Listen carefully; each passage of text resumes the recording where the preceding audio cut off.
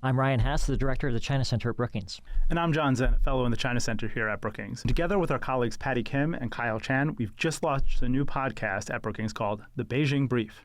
On the Beijing Brief, we and our expert guests take listeners behind the scenes in Washington and Beijing to try to unpack the forces that are shaping U.S. China relations, as well as China's political, economic, and technological ambitions.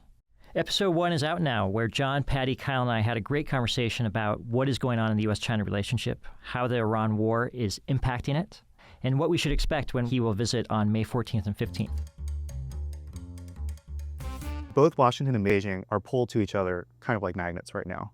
They both have strong reasons to want this summit to happen. I think from the U.S. side, President Trump wants a stable relationship with China, wants to be seen as making progress, especially on the trade front, and most importantly doesn't want any issues related to China to derail his many other activities, foreign and domestic.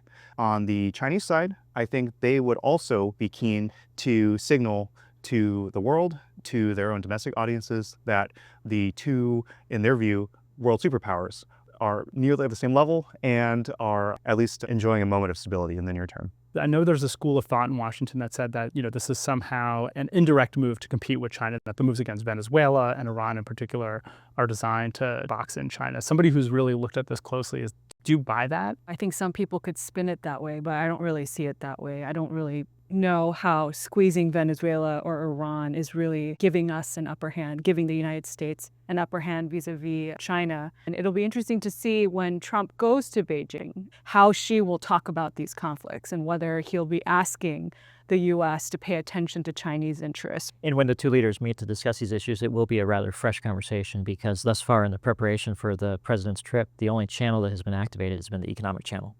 The absence of a strategic dialogue on a sustained basis while the rest of the world is literally blowing up has been a somewhat extraordinary event.